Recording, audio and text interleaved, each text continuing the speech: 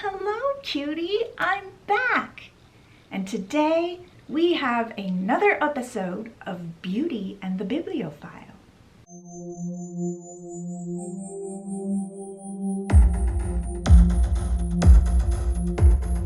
If you're new here, welcome to my channel and welcome to the Cute Life. I'm your cult leader, Leah. If you're not new here, thank you for returning for another cult meeting. On Wednesdays, I try to do a series that I call Beauty and the Bibliophile, where I do my makeup and I tell you about the latest book that I've read. If you don't know what a bibliophile is, it is a lover and collector of books. That's me. I'm the bibliophile. And the beauty. Today's book is The Beast Within, the second book of the Villains series by Serena Valentino. And it is the backstory of the Beast. I'm going to assume that you all have seen the movie Beauty and the Beast. If you haven't, I would suggest probably watching that first before you watch this video, because some of this is not going to make any sense. But if you haven't read the first book in this series or seen my video on it, I don't think that is so much as big a deal. I think you'll still be able to figure out what's going on here, though you will miss out a little bit on some Easter eggs here and there. But also, spoiler alerts. If you want to read this book and you don't want to know anything about it, don't watch this video. If you just want to hear a summary so that you can decide if you want to read this book, because I do have to leave out quite a bit of information simply for the sake of time. A lot of good details that I really like, but I can't spend 4 hours with you on this. So anyway, if you're thinking about reading this book, then this is probably a good video for you to watch. So if you want to hear the summary of The Beast Within and watch me do my makeup at the same time, stay tuned. So this book starts out with the Beast in his rose garden, and he's looking up at his castle and he's thinking about the beautiful girl that is now his captive inside. She was so brave for trading her life for her father's. How could somebody do that? Then he started to think about his life before the witches cursed him. He used to love to hunt for sport, and he was pretty good at it. But ever since he became a beast himself, he pretty much just always secluded himself in his room in the west wing of his castle. Then he heard the sound of little boots clicking on the stone pathway towards him. It was the Odd Sisters, Lucinda, Ruby, and Martha.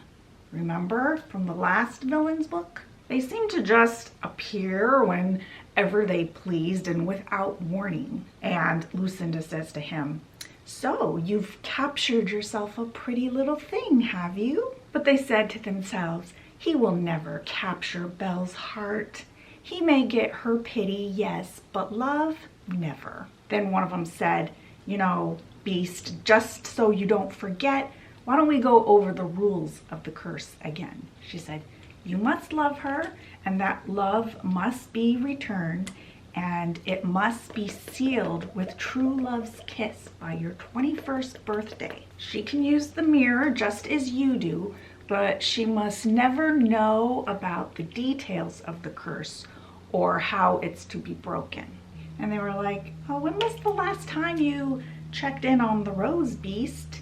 The last petal is gonna be falling soon, and then you'll be in this form forever, and so will everyone else in the castle." And then they left. So he goes back to the castle, and inside he hears voices coming from Belle's chamber.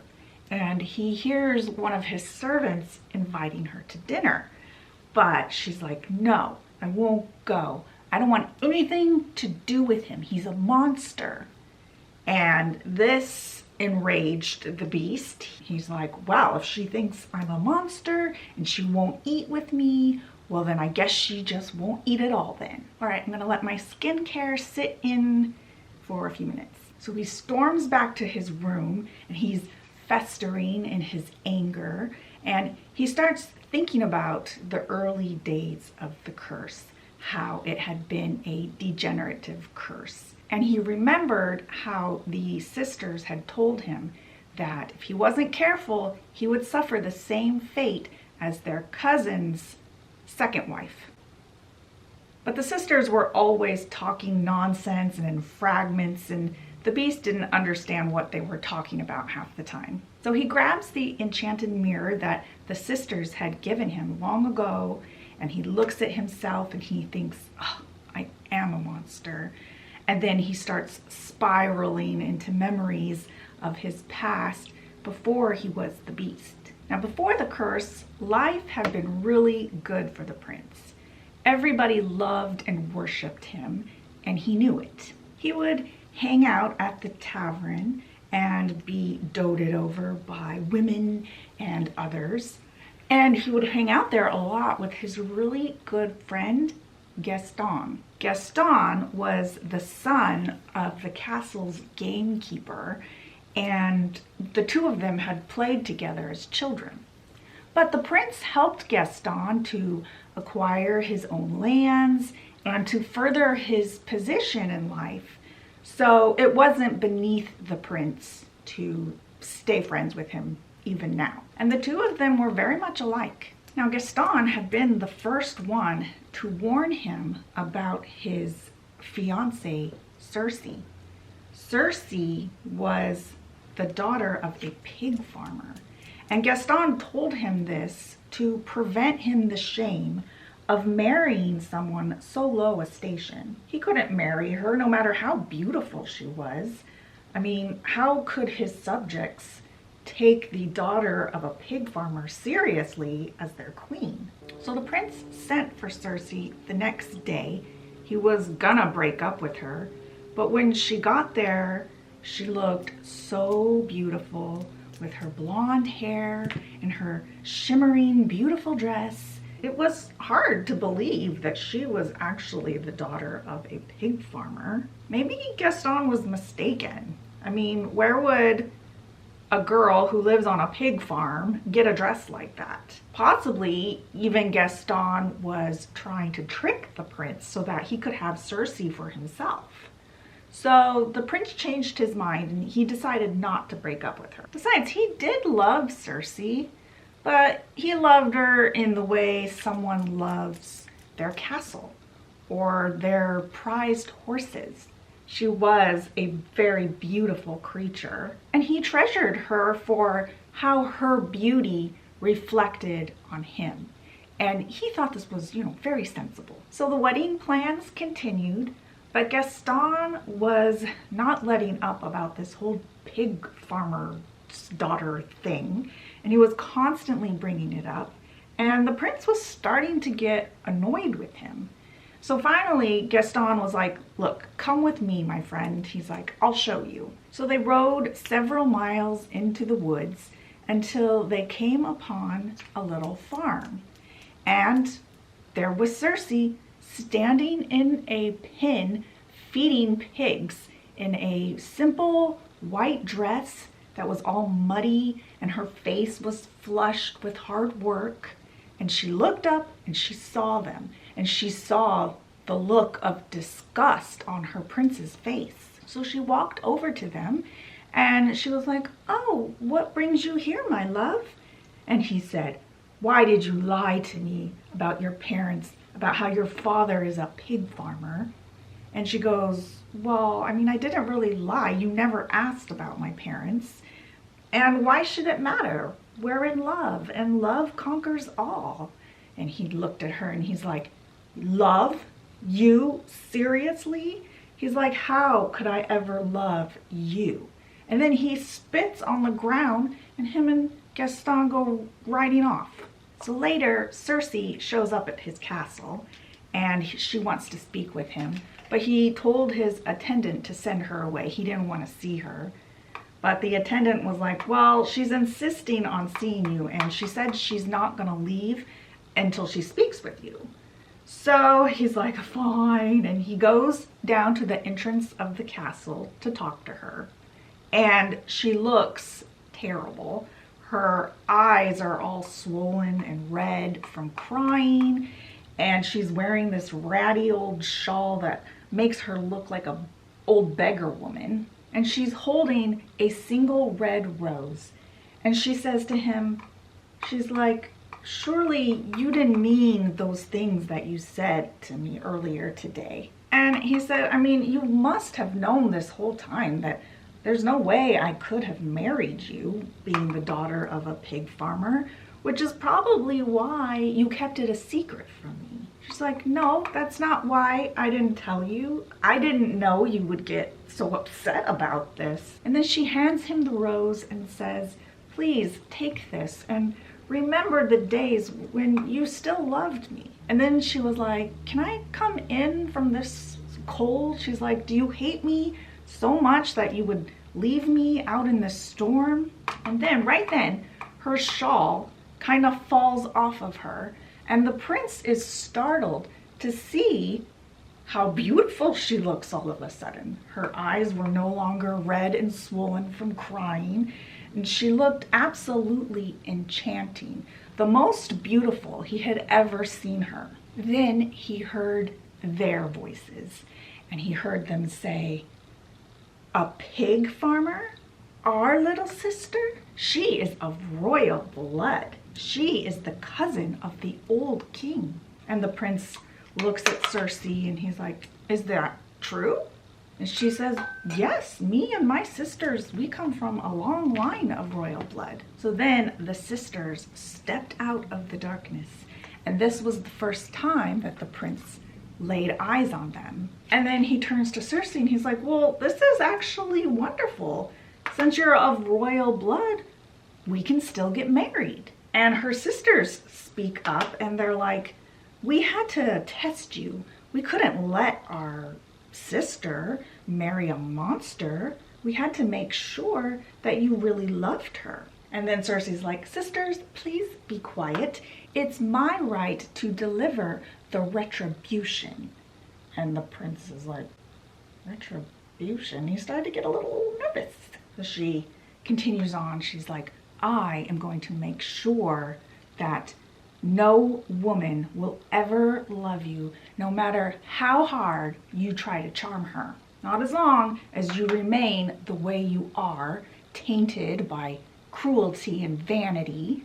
She said, your ugly deeds will mar that handsome face of yours, and my sisters will be right, and everyone will see you as the monster you are. And since you wouldn't take this rose from the woman that you said you loved as a token of her love, then it's going to be a symbol of your doom. As the rose petals fall, so shall the years until your 21st birthday. She says, if you have not found true love, both given and received, by that date, then you're going to remain the horrifying creature you're going to become. She looked at him and she's like, do you understand what I'm telling you?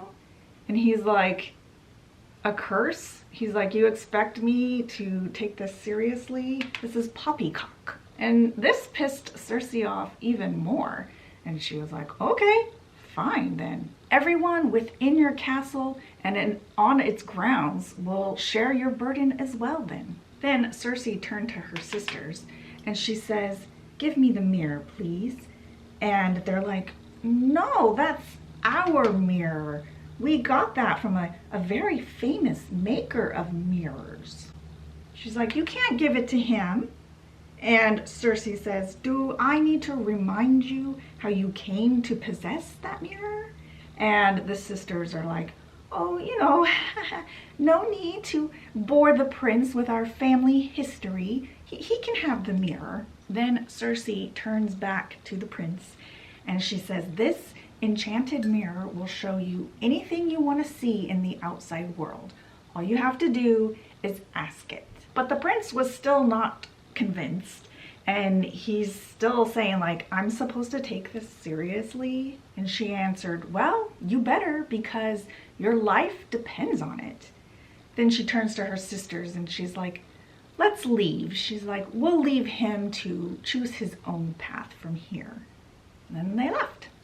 So for the first few months after this happened, there was no sign of a curse. Nothing happened. Life went on and it was good as it had always been. But after a while, he started to see just little differences in his appearance, like lines around his eyes that made him feel like maybe he was starting to fall for these witches' psychological trick. He had to constantly remind himself that there was no such thing as curses and that he wasn't gonna let them get the best of him. So a few days later, Gaston comes over and he's got a great idea.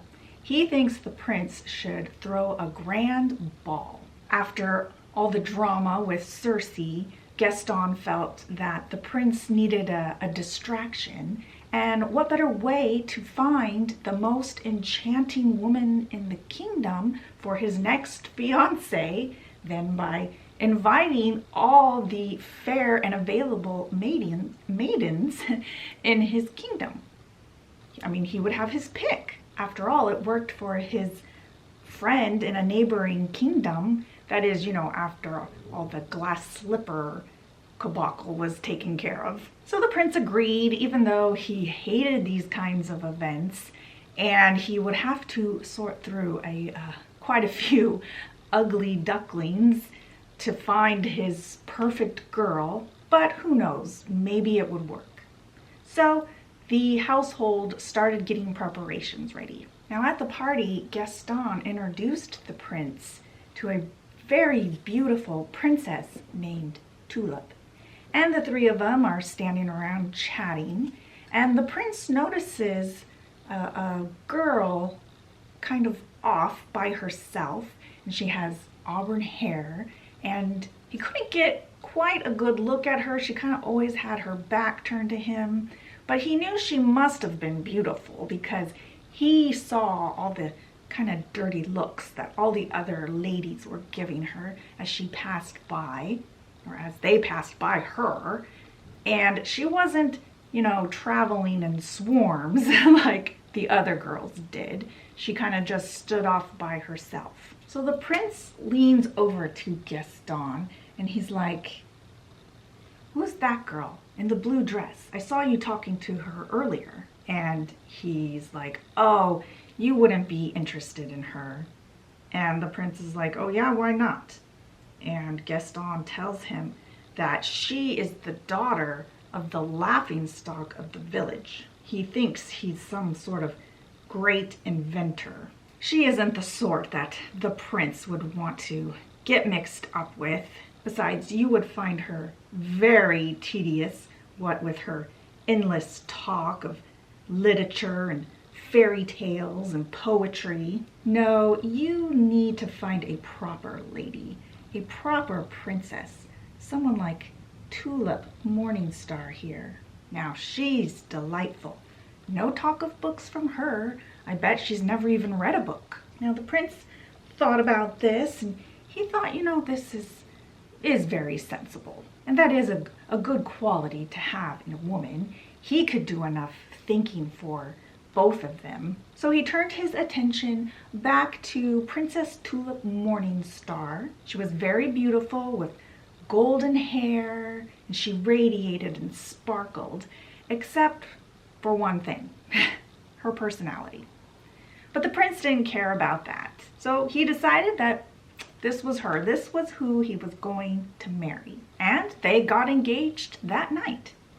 And as was custom, the princess went back to live with her parents, but she would visit frequently with either her nanny or her mother as a chaperone. So her first visit was to sit for their engagement portrait. But I mean, there's not a lot of conversation going on because they're trying to sit perfectly still for the painter. But the time that they did spend together outside of their sittings wasn't very conversational either. In fact, she spent most of her time playing with the castle's cat because the prince was too busy hanging out with Gaston at the tavern. Been there. And the prince didn't know why she liked that cat so much. There was something about that feline that gave him the creeps. To him, it looked more like a creature that roamed cemeteries instead of a castle. Now, Tulip's next visit was for the yearly solstice celebration.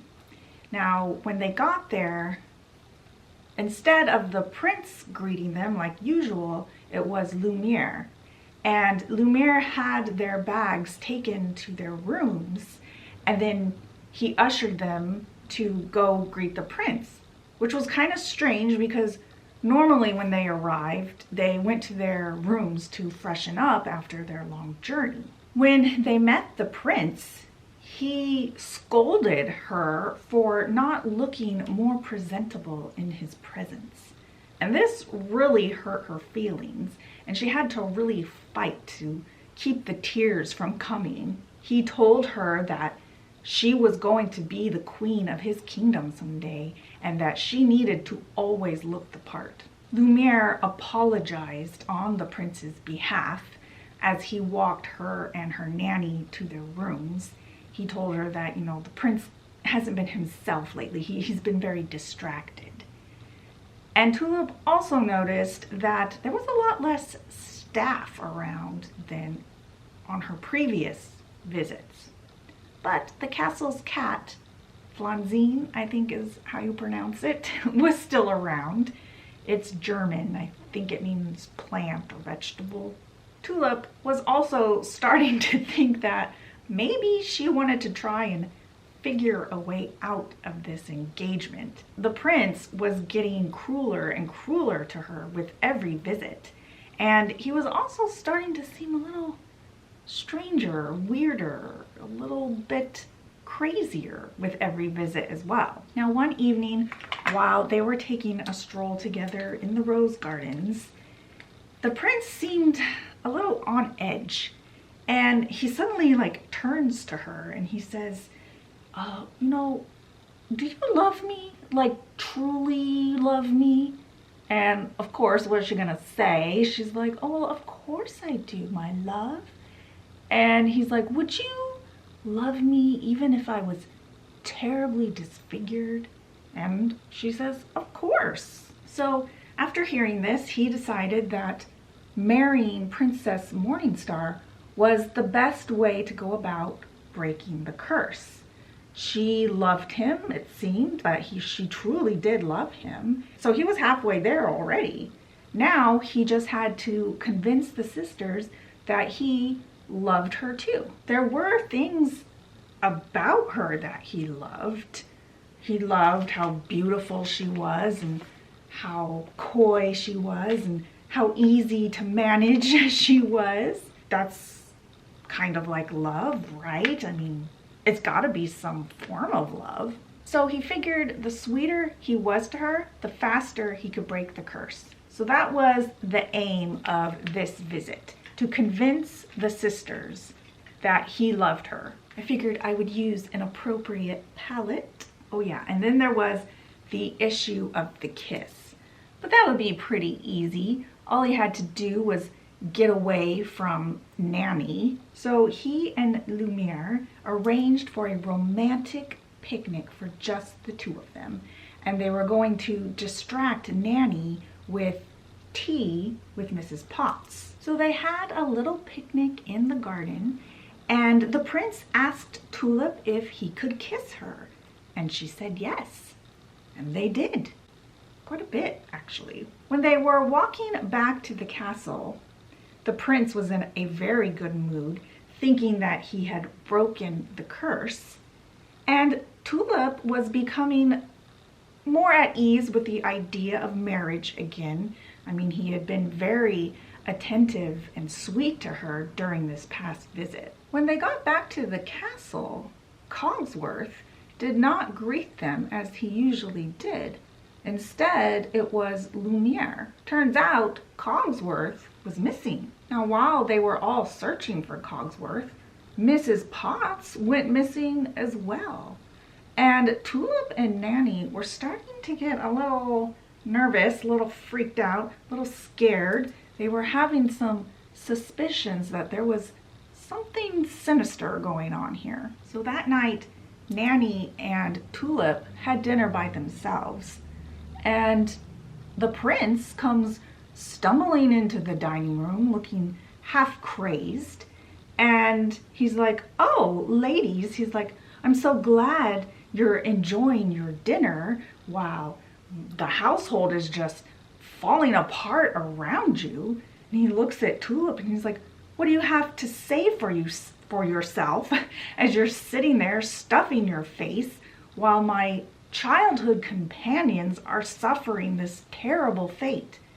And Nanny looks at him and she's like, "Hey, don't talk to her like that." And then his face turned into something inhuman and wicked, and he looked over at Nanny and he was like, "Don't you look at me like that, old woman." And then he looks back at Tulip and he's like, "You lying strumpet, saying that you loved me when clearly you did not." She's like, "What are you talking about? Of course I love you." And he's like, "No, you don't. If you did, none of this would be happening." And Tulip immediately bursts into tears and she's trying to tell him that she loves him. The prince looked at her and he was like, "If you loved me, if you truly loved me, none of this would be happening. Mrs. Potts and Cogsworth would still be here and I wouldn't look like this." He's like, "Every day I'm getting uglier and uglier and more wretched." He's like, "I can't stand the sight of you. I want you out of my castle." And he goes over to her and he grabs her by the hair and he pushes her towards the door. And he's like, "I don't want you in my castle another moment." He's like, "You disgust me." Now just then, of all people, Gaston comes into the room and he's like, "What is going on here?" He's like, to the prince, he's like, "Are you deranged?" And he takes Tulip out of the prince's clutches and he's like, "You ladies go to your rooms, I'm gonna deal with this." So the ladies are in their room packing their bags because they're not even sure if they're still welcome there. And then all of a sudden, Lumiere pokes his head into their room and he's like, "Yeah, we think it's probably the best if you go back home to your mother and father, and the prince will write you when he's feeling more like himself." So he escorts the two to their carriage and they leave without even saying goodbye. And then the princess never heard from the prince again. Now after this, the prince did not leave his room for months. And the only servant he ever saw was Lumiere, who always had this golden candelabra with him, but he was always very careful not to cast any light onto the prince's face, who was looking more animal than human lately. He didn't want to see the prince's appearance out of just fear. Also, Lumiere didn't have the heart to tell the prince that the castle had become enchanted after he broke Tulip's heart. Now the staff had all figured out that the people weren't going missing, that they were actually transforming into household objects. And Lumiere was the last one that hadn't transformed yet. So he knew that any day now he was going to. In the meantime, he was going to take care of the prince for as long as he could. And Mrs. Potts would remind everyone about how the prince was as a child and as a young adult.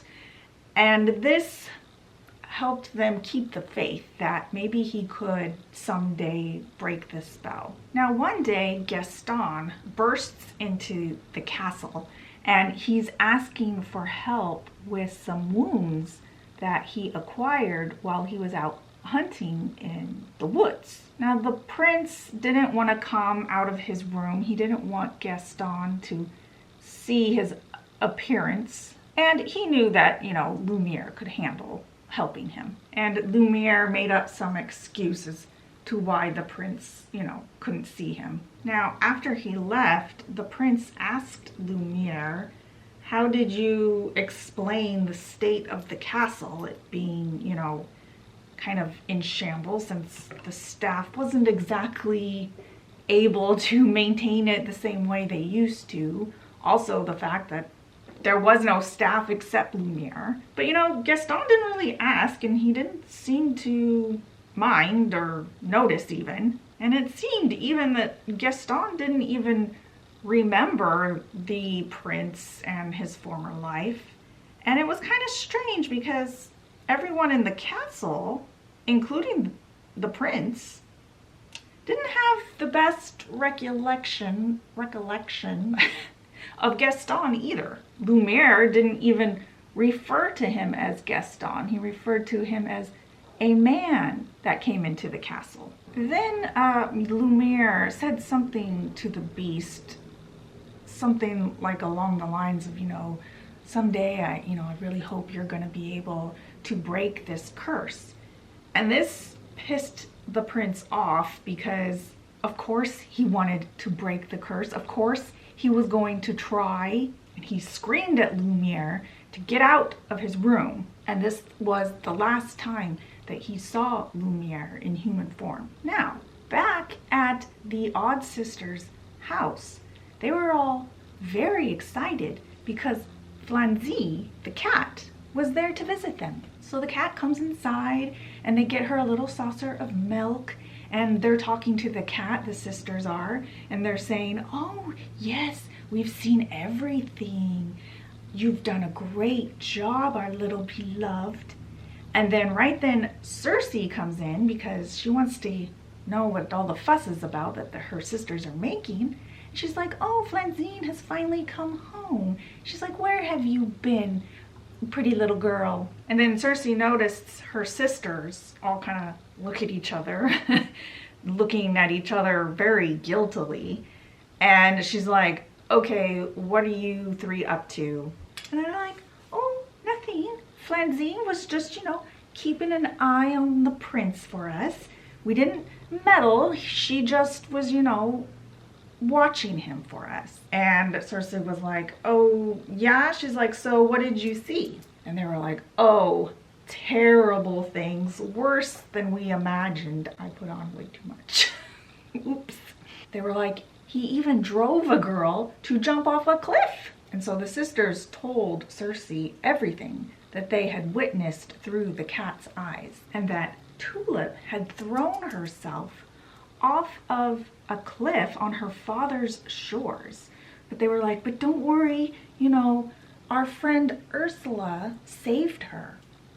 And Cersei was like, oh yeah, and what did Ursula want in exchange for this? And they were like kind of offended, and they were like, oh, do you think so little of the company we keep? Besides, we don't know what's going on in every kingdom. But Cersei was able to guess, and she told her sisters that Tulip's beauty needed to be returned to her. Ursula's beauty had been ripped from her long ago, so it stands to reason that she would try to regain it through devious means. And Cersei was like, I think it's terrible what happened to her, but that doesn't excuse her actions.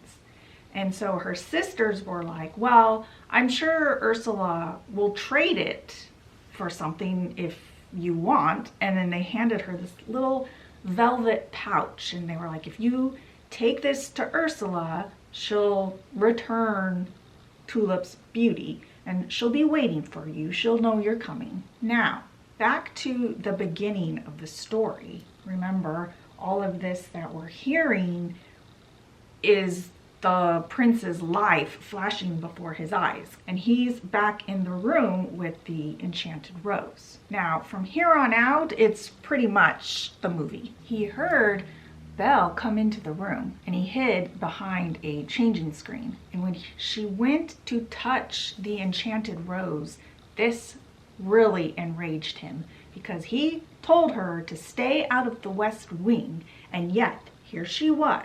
And he jumps in between her and the rose, and he grabs the glass casing from her and he returns it over the rose, and he screams and yells at her for her to get out.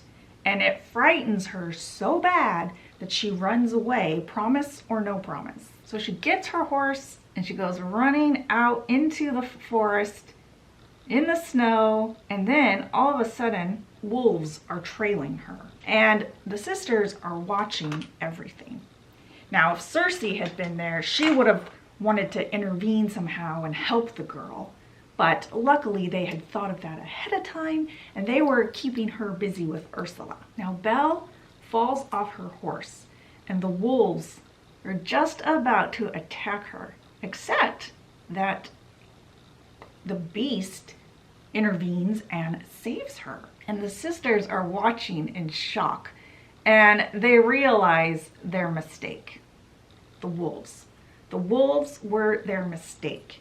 The wolves is what was going to bring Belle and the beast together. Now, after some time of Belle being at the castle, the beast realized that this was his last chance, but he wasn't even sure he deserved a last chance. But, you know, he took Belle's arrival at the castle as a sign that he should at least try. So he needed a way to bring them closer together.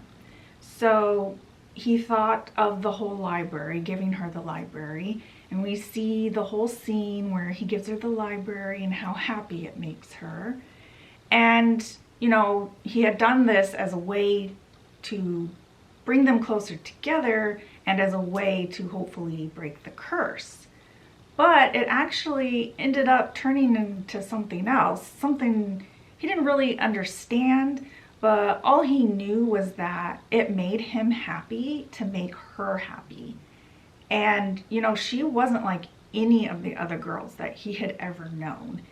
And he kind of liked that. In fact, he was sure he liked that. Now, again, over time, it was becoming painfully clear to the sisters that Belle and the beast were starting to fall in love. Now, it goes on just like the movie here. Belle finds out that her father is sick and that he needs her, and the beast lets her go, and he gives her the enchanted mirror as a way to remember him by. Then Gaston shows up at her house with that guy from the sanitarium and tells Belle that if she doesn't marry him, they're gonna throw her father into the asylum. But she wouldn't do it. And she proved to Gaston that her father wasn't crazy by using the mirror to show him the beast that her father had told him about was real. But then it scared the villagers. And so the villagers and Gaston go marching off to the castle to eliminate the threat.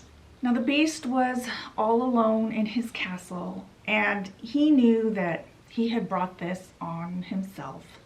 The only thing that brought him some comfort was the fact that he had finally experienced true love. He knew what love was. Now the witches watched as the mob laid siege to the castle, and the prince seemed to almost kind of welcome the attack. He didn't fight back at all. And the witches watched as the two friends who didn't really remember each other fought. But something inspired the beast to finally start fighting back, and it was Belle. She had returned. The sisters saw as the beast gained the upper hand in the fight and was holding Gaston by the neck over the tower's edge. And they started to freak out that the beast was gonna win. So they started this chant and this incantation so that the beast would remember Gaston as a child. And he did. Something in the beast recognized the humanity in Gaston, and he let him go safely. He told him to leave. But the sisters knew that Gaston was not going to leave. In fact, they counted on it. And they watched as Gaston plunged a hunting knife into the beast's side, right as the beast and Belle were about to have their first kiss. But then Gaston lost his footing and he fell to his death. But the sisters didn't care. They had gotten what they needed out of Gaston, and the beast was dying, and he was dying in the arms of his loved one, heartbroken. Then Cersei got home, and the sisters were excited, and they're like, we gotta show you something. And they bring her to an enchanted mirror where she can see the beast. And she's like, is he dead? She's like, did you kill him? And the sisters are like, no, no, no, Gaston killed him. And Cersei's like, yeah, but with your assistance, I assume. And they were like, well, we thought you would be happy. We did this for you. And Cersei's like, how could you possibly think I would want this? She's like, look at the girl. She's heartbroken. She could see Belle in the mirror, and she saw Belle tell the beast that she loved him. And Cersei was like, I never wanted this to happen. She's like, I'm going to reverse this, and I'm going to give the beast a chance to break the curse. And the sisters start protesting, but Cersei was furious, and her fury sent the three sisters flying through the air and pinned them up against a wall. And she told them to be quiet or she was going to give their voices to the sea witch. Now the three sisters had always known that Cersei, the youngest sister, was the most powerful witch out of all of them. But because she was the youngest, they were able to kind of, manage her. But it seemed those days were over. So Cersei put her hand on the mirror and she was able to reverse the curse. She resurrected the beast and restored him to the form that she had once known, along with everyone else in the castle. Cersei was delighted to see that her magic had made the prince and Belle so happy, and they were surrounded by friends and family, including Belle's father, who looked a little confused, having now been at this fancy ball when just a few moments ago he was in that awful sanitarium. But everything turned out exactly how Cersei had wanted.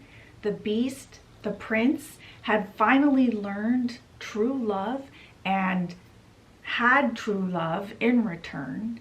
And she took one last look into the mirror and watched the prince and Belle dance in the grand ballroom.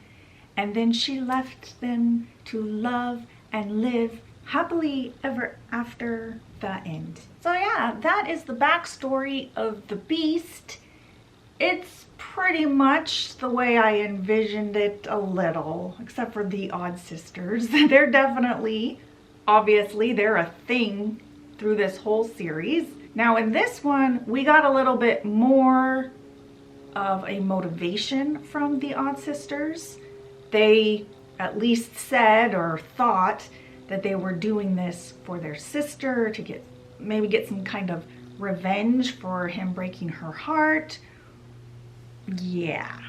So that was a little bit more clarifying, though I think we're probably, hopefully, going to get maybe another more overall reason as to why these odd sisters are getting all up in all these kingdoms business. So yeah, I thought it was pretty good. I did kind of like the whole idea of the enchantress kind of having been somebody from his past, someone that he had hurt. Yeah, because I mean, we've all been there, right? We've all been in that position where someone's hurt us and we just would love to get some kind of revenge. Not just like revenge, something bad should happen to them, but something that makes them hurt as much as you hurt right now. So I really liked that whole revenge part of the story. Am I evil? Am I a villain? Am I a Disney villain? Anyway, yeah, so it was fun. I liked it. And I'm looking forward to seeing what else these odd sisters do throughout this series.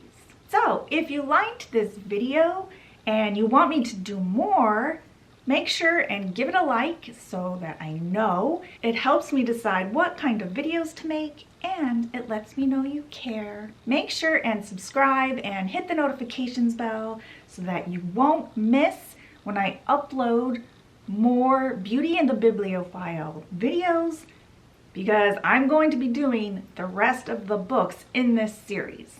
So you don't want to miss that. And I will see you in the next one.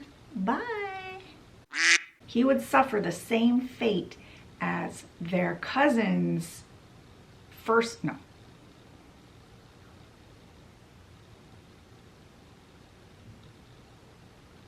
And he was, but the sisters were always talkering, maybe guest on, maybe. So so later, and his sisters speak up, or her sisters. After all, it worked for his friend. So he figured the sweeter he was to her, the faster he could break the curse.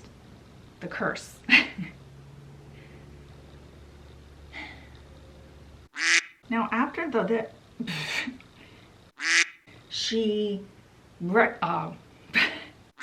it helps me decide what kind of video